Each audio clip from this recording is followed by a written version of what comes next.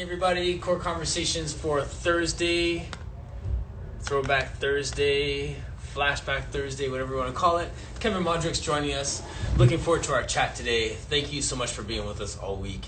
It's been a challenging week. It's been a good week. It has ups or downs, and we just continue to persevere, to press forward in spite of. That's been my message all week. So hope you're doing well. So I started these core conversations as a way to just spotlight people that are doing stuff in this fitness industry, in this Pilates industry.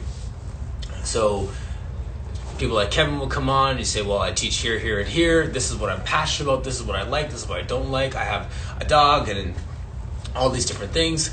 And you get a snapshot into the person's life, their philosophy, how they found Pilates, what's important to them. If that resonates with you, then we've kind of cut some of that time down in terms of building a relationship with that person. Because, do I have the shirt on? Oh, I got the shirt on. One moment, please.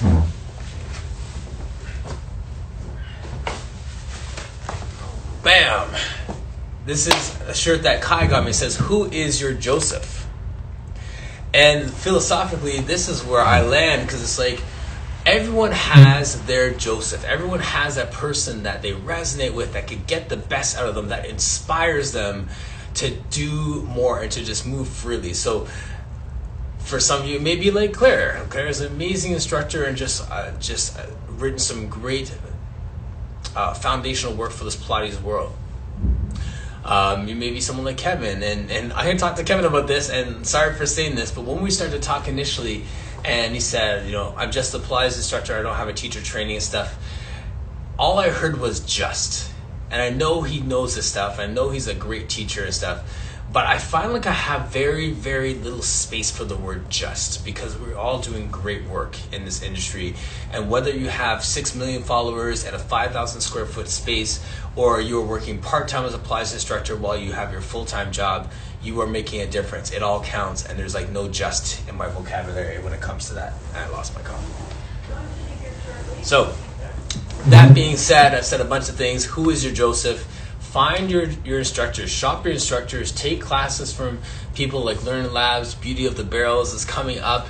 If you have any of the workshops, please put it in the comment section. I'd love to cheer you on.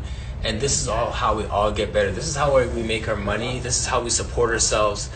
And this is how, like we've been saying all week, this is how you not get burnt out. If you're working from a place of passion, it should never feel like a job. You should never feel like you need to take a vacation and crawl into it because you're so spent. It should be energy, it should be life-giving, and it should be rewarding. So how do we make this business rewarding? How do we make it profitable? How do we make it fun? How do we feel good about the fact that we're touching and changing lives, even though we can't physically touch them? And so I'm just on that tip today where I'm just thinking about how do we make it all-inclusive. Like an all-inclusive vacation. You can come in and find what you need, and everyone is welcome, and you don't have to fit any kind of parameters to be in the space. Yesterday, we got the Chauvin response, the jury responding and saying that he is guilty on all accounts, and that is great. I was happy but apprehensive, and I was very cautious in what I was going to put in social media. Not that I had to, I didn't even really feel like I had to, but there's something that was just burning inside of me. And then as I was listening to an attorney general speak, he captured the words that I just didn't have the words for when he said that this is accountability. They've been held accountable for their actions, but this is like just the slightest tick in that meter of movement towards justice.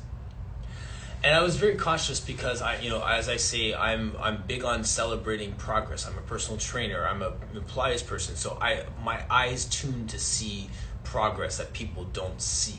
That's my gig. That's what we do as fitness people, is celebrate and recognize where there's movement that people don't recognize. So that's what I do. So I didn't want to diminish that. But I didn't want us to sit on our laurels either. If I had a client come in and I was working with them, and they're like, I haven't really done anything. And I'm like, hey, look, you're doing your roll-up. And 2 weeks ago when we were doing your roll-up, your feet kept popping up. And now today when you do it, your feet stayed on the mat and your back had a nice articulation. When I celebrate that moment, the person can be like, I never noticed that. That's great. We're making progress. That's good. We said, great. The next exercise is this because we're moving towards the goal. In that moment, if I was to tell that person, that's great, look at your roll-up, it's better now, and they said, well, thanks so much, I'm leaving, here's your money for today, and I'll see you never, would you be happy? Would you be celebrating still? Or would you say, wait, don't leave just yet, because we still have work to do?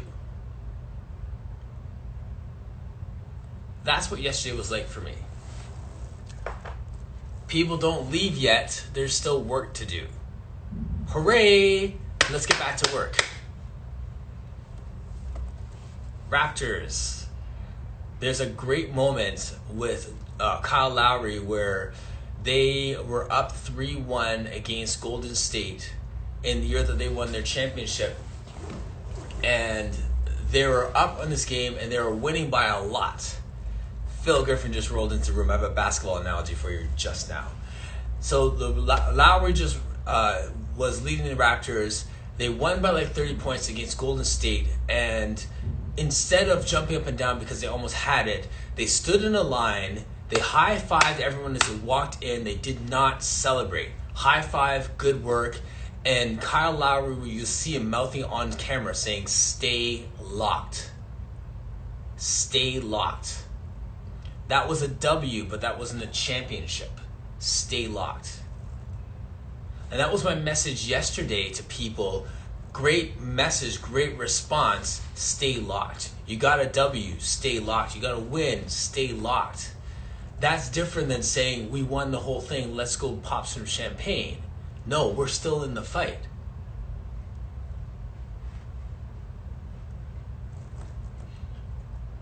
Comments. It's a mindset. The mindset. Right, exactly. You Yeah, know? that mall shooter guy too, right? Like, yeah, the mindset.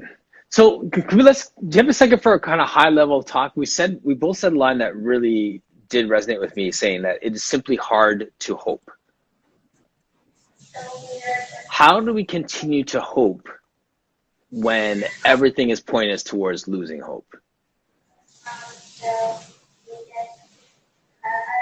But,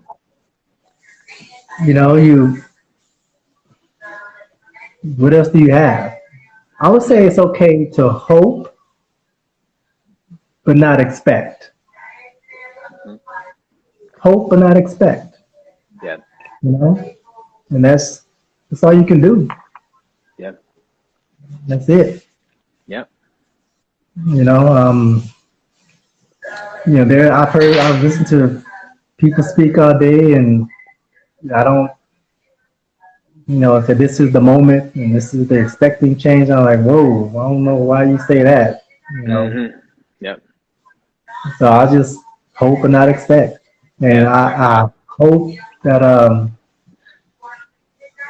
if things change, that's great. I hope to see it. I hope to see it in my lifetime. I hope to see it for my kids. But the expectations are low. Yes, exactly. No, man.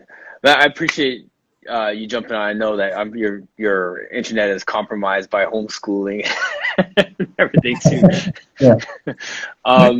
But yeah, it's like just hard to be hopeful, line, man. Like, I mean, like, continue to be hopeful, expect nothing. Like, and there's a sense of like bracing for the worst, preparing for the worst, but hoping for the best at all times. Mm-hmm. Yep. That's it.